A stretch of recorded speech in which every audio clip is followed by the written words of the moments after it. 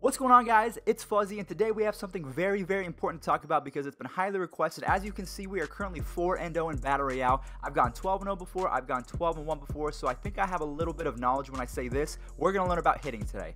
So if you take a look at this guy's squad, half the battle of hitting is pitching. Because I can't tell you how many times where I swing at terrible pitches because I'm down by 5.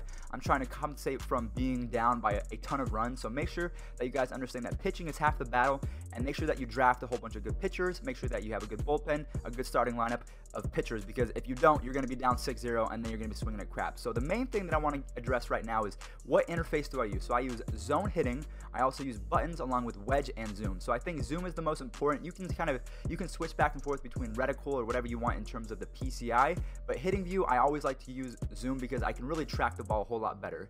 So the first batter that I have is Chu, and he has terrible stats against lefties, but I'm still able to come in with the lead-off double against a lefty. The reason why is because if you take a look at my PCI, a lot of people say that if it's a lefty, you're going to start your PCI in the top right. If you have a right-handed hitter, you're going to start in the top left.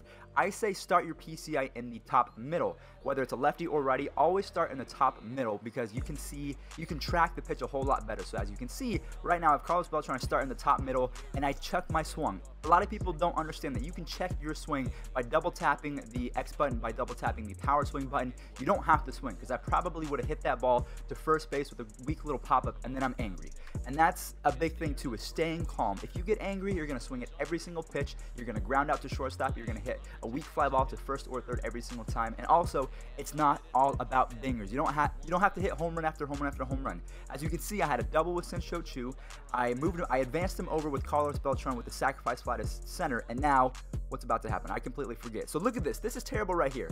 I should not have swung. This is Willie Stargell, one of my best hitters in my entire lineup, and I swung at a horrible pitch, okay? So now I took a second to kind of take a step back. I'm breathing a little bit, and also right here, base running is key too. So it's not hitting. There's so much that goes into hitting and scoring a lot of runs. It's base running, it's sacrifice flies, it's knowing when to swing and when not to swing. So right now I'm working the count. It's a 2-1 count with Deandre Navarro. So he's a pretty good hitter, not the best, but I'm working the count. I have a now 3-1 count. I have a pretty good hitter up next, so I know he's going to throw me a pitch in the zone.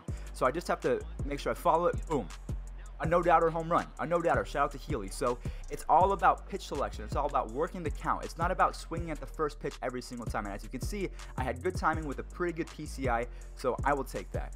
Another thing too in my last at bat is I swung at a lot of changeups down below. So half the battle is pitching, and the next step is understanding yourself. So my weakness is changeups down in the zone.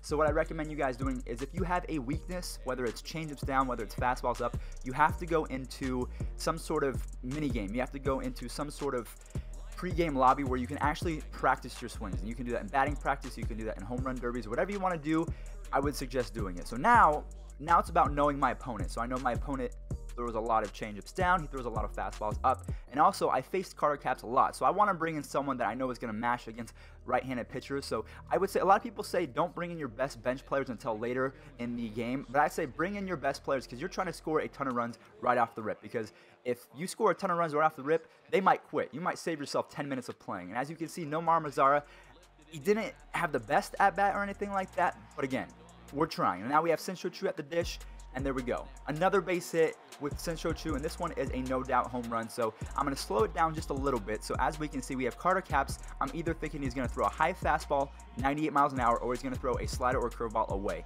And as we can see, we adjust to it. Now that we have our PCI on the top half, it's not going to be a fastball, so we're going to adjust. And as you can see, that is absolutely perfect. Our PCI is on the ball. It's a home run. So now we have a 4-0 ball game. We can kind of play with our pitching a little bit more, be a little bit less strategic in regards to our pitching. And right there is also something that I really want to let you guys know. Not every pitch is going to be a home run. You can barrel the ball up in 2 straight at bats with Carlos Beltran and Willie Stargell, 2 of the best hitting cards in the game, and it won't matter. So then you're going to get frustrated. You're going to think, how come these are not base hits? And then you're going to hit a ball just like that to the third baseman. So take a few seconds to breathe. If you don't, you're going to end up striking out, hitting weak fly balls. And then once you take a breather, you can come back just like this with Ketel Marte, and you can have a base hit in the left field gap. So that's really all it is. And in regards to power swing and normal swing, if I have an 0-0 count, I'm always going to power swing. If I have a guy that has 80 to 90 power, I'm going to power swing until I get to 1 strike. The second that I get to 1 strike, I'm not taking any risk. I'm going back to a normal swing. So what I like to do after every game is I like to review. So I was 2 for 2 with Chu, I was 0 for 2 with Beltran, 0 for 2 with Willie Stargell. So maybe I want to go into a pregame lobby, practice with those guys. And as you can see with my opponent, I'm not sure what he was doing, but without these tips, he couldn't get anything done. So he had 2 hits, no runs, but that's it. Thank you guys so much for watching. Hope you guys learned something. Peace out. I like me better when I'm with you.